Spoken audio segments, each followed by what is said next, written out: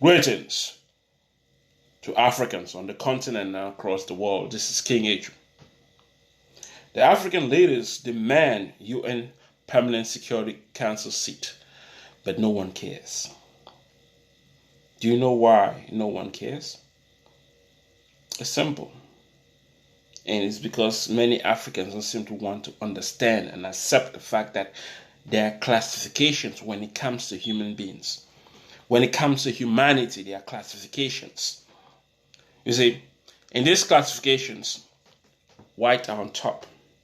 Then you may have the Asians, Arabs, probably Indian, and then at the bottom, Africans, black people. And when I talk about Africans, although countries like Morocco, Egypt may think they are different because they don't look like black Africans. But in the eyes of white supremacy and the eyes of classification of human race, they see all countries in Africa as Africans and as one. So demanding for a permanent UN Security Council seat, well, you're not going to have that. That's not going to happen. And even if it does, you still won't have the control that you need or want, because power isn't given, it's taken.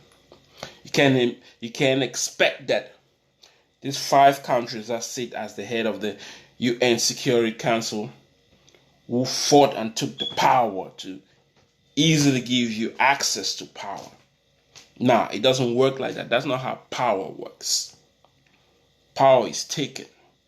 And if Africans and African leaders who don't understand the structure of power, I think they could just ask and demand for power, and you'll never have it.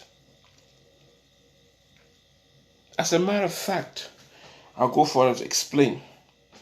There's a 3-5 person clause in the U.S. Constitution. African Americans, blacks, are considered 3/5, and that also includes blacks in the continent of Africa. That also includes me. That includes every African in the world. 3/4, 3/5 clause is in the United States Constitution. They might have scrapped it now, but it was written there. So, thinking that African leaders would demand for UN permanent seat and they will achieve it, no. Under the classification of humanity, you don't have the qualification. As a matter of fact, all presidents in Africa, when it comes to the classification of humanity, they are considered no class. They are not different from any other black people in the world who doesn't have the power. White, it doesn't matter if you're poor, has the power to go in any country and do whatever, especially in Africa, and nothing is done. Have you ever thought about that? And you think they're going to give you access to global power? If African leaders from Ghana to South Africa to Nigeria to Gabon to Equatorial Guinea to all the 54, 55 states in Africa, if you really want power, you will have to concentrate in building Pan-Africanism. Something that was started not by blacks in the continent, but by blacks in the United States. Because they've been here in the United States for 400 years. And before that, they know, after going through the struggles with whites in the United States, they understood that in order for them to have any structure of power, they would have to build a United States of Africa. And that's what they started. And then Kwame Nkrumah and the rest of the African leaders who also learned and understood the power of the United States of Africa, fought to build that idea. But today, we have the African Union, which is a lapdog to white structural power. The African Union is not controlled by Africans.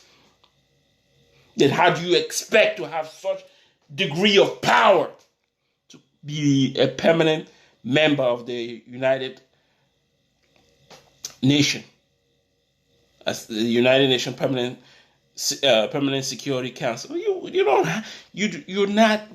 don't have the qualification, because you are the blacks in the world are below. Like, when it comes to humanity, their classification, there are those who are on top and those who are bottom.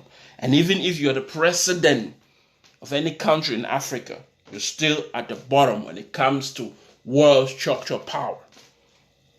So fighting for and trying to have the African demanding for a UN Permanent Security Council seat is just bullshit. You want power, you will have to work as Africans and build what was started a long time ago, called the United States of Africa. And when you make Africa great by working with other African leaders, despite what color you look like, to make the continent, the motherland, great, then that's when the world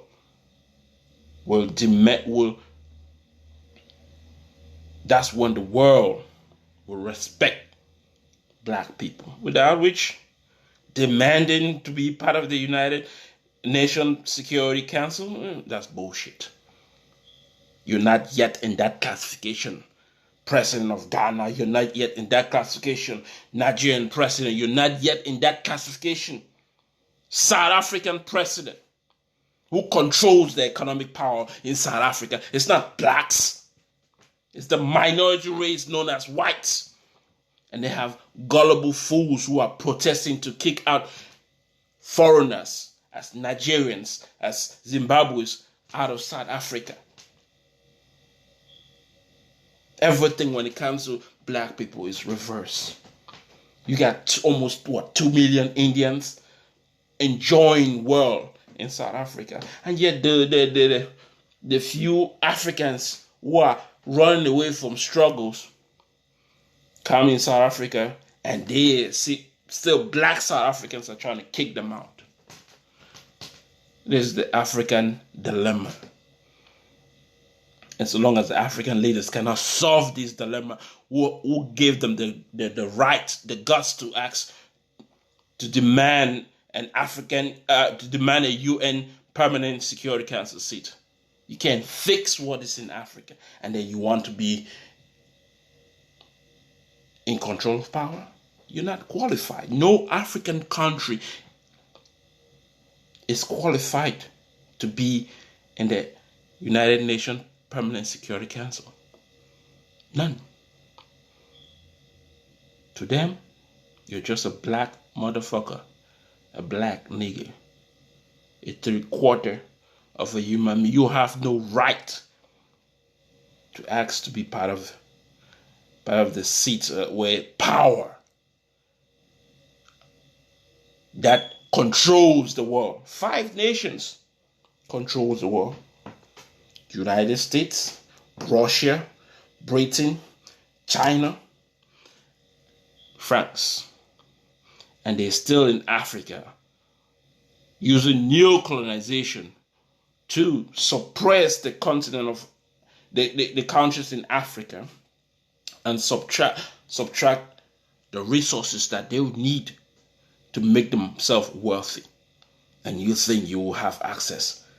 You're sleeping, man. Africa is just sleeping. This is King H. I'm out.